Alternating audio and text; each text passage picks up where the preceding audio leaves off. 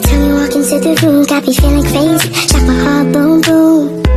Any other boy would stare, but me I look away, cause you're making me scared. Trying not to breathe, 1, 2, 3. Halo teman-teman, Assalamualaikum warahmatullahi wabarakatuh. Salam sejahtera untuk kita semua.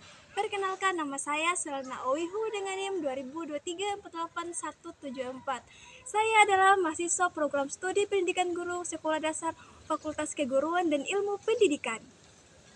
Pada kesempatan kali ini, saya akan membahas video tentang pembelajaran, yaitu hakikat belajar, prinsip-prinsip belajar, dan teori-teori belajar.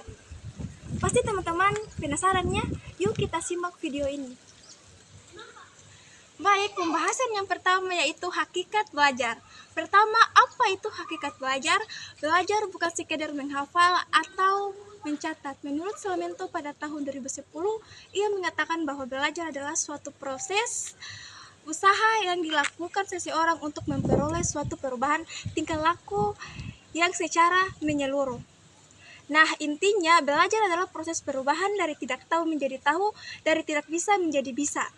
Perubahan ini bersifat sangat relatif, permanen, dan menyeluruh, mencapai aspek kognitif, efektif, dan psikomotor.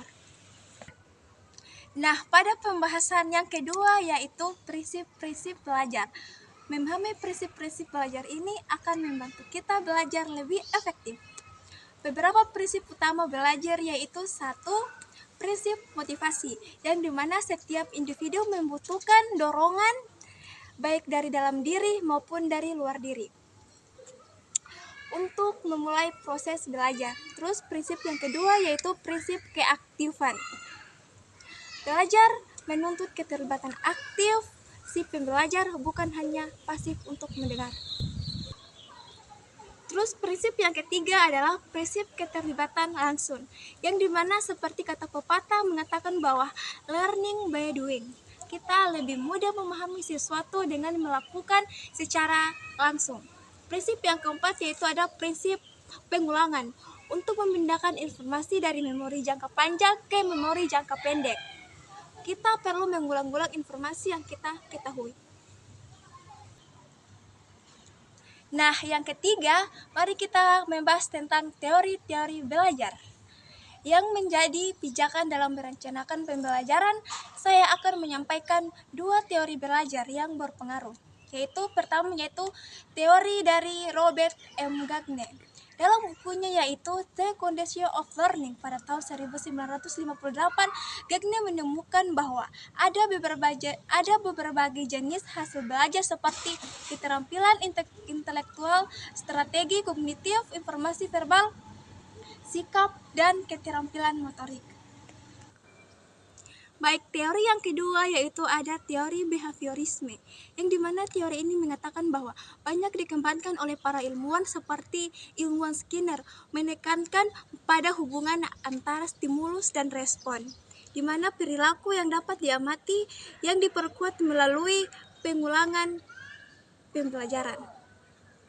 Terus masing-masing teori ini memiliki kekuatan dan penerapannya sendiri. Seorang guru yang baik akan mampu memilih memadukan teori yang akan diajarkan kepada siswanya.